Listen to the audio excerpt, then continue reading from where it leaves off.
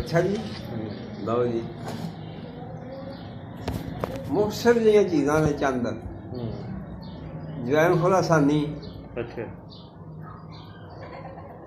बीजबंद अच्छा हाँ जी गूंद किकर दी अच्छा हाँ ये चीज़ां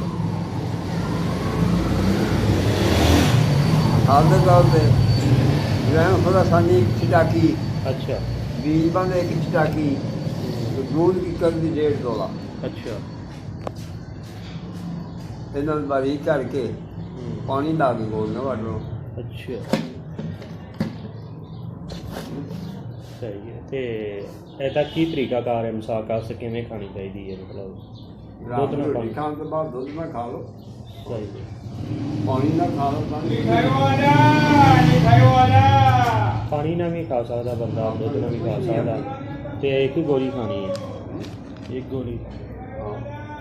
ਇੱਕ ਗੋਲੀ ਤੇ ਉਹ ਗੱਲ ਇਹ ਕਿ ਮਸਾਕ ਵਾਲੇ ਬੰਦੇ ਜਿਹੜੇ ਨਾ ਮਸਾਕ ਦੇ ਤੌਰ ਤੇ ਇੱਕ ਬੰਦਾ ਜਿਹੜਾ ਹੈ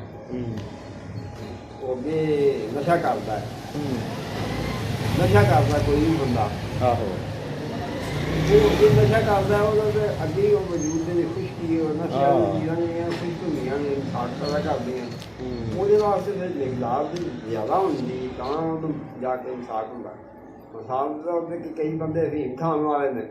ਉਹ ਪਹਿਲਾਂ ਸ਼ੁਰੂ ਕਰਦੇ ਨੇ ਤੇ ਉਹ ਚਨੇ ਦਾਣੇ ਬਰਾਬਰ ਖਾਂਦੇ ਨੇ ਅੱਛਾ ਉਹ ਚੰਦੇ ਨੇ ਉਹਨਾਂ ਨੂੰ ਸਵਾਦ ਹੁੰਦਾ ਮਸਾਕ ਰਹਿੰਦਾ ਫਿਰ ਜਿਸ ਵੇਲੇ ਮਸਾਕ ਘੱਟ ਜਾਂਦਾ ਉਹ ਥੋੜ੍ਹੀ ਜਿਹੀ ਹੋਰ ਵਧਾ ਦਿੰਦੇ ਨੇ ਤਾਂ ਜਾ ਕੇ ਮਸਾਕ ਹੁੰਦਾ ਫਿਰ ਅਸਾਂ ਵੇਖਿਆ ਸਾਡੇ ਕੋਲ ਅੱਧਾ ਤੋਲਾ ਅਫੀਮ ਖਾਂਦੇ ਰਹੇ ਨੇ ਰੋਜ਼ ਦੀ ਕਈ ਬੰਦੇ ਇਸ ਵਾਸਤੇ ਜਨਾਨੀ ਢਾਲੀ ਕਰੋ ਬਈ ਹਾਂ ਉਹ ਕਾਗਾ ਨਸ਼ੇ ਜਿੰਨੇ ਵੀ ਕਰਦੇ ਨਸ਼ਈ ਜਿੰਨੇ ਨਹੀਂ ਆਉਂਦੇ ਸਿਰਫ ਇਸ ਵਾਸਤੇ ਨਸ਼ਾ ਲਾਉਂਦੇ ਹੋਰ ਉਹਨਾਂ ਨਹੀਂ ਕਰਦੇ ਜਨਾਨੀ ਢਾਲੀ ਕਰਨ ਵਾਸਤੇ ਲੱਗੇ ਰਹੋ ਰਾਤ ਸਾਰੀ ਲੱਗੇ ਰਹੋ ਆਹ ਜੋ ਜੀ ਇਹ ਵਾਲਾ ਕੰਮ ਨਹੀਂ ਹੁੰਦਾ ਆਹੋ ਕਈ ਜਨਾਨੀਆਂ ਨਹੀਂ ਹੰਗਾਈ ਹੁੰਦੀਆਂ ਨੇ ਹੈ ਉਹਨਾਂ ਲੱਗਾ ਰਹੋ ਹਾਂ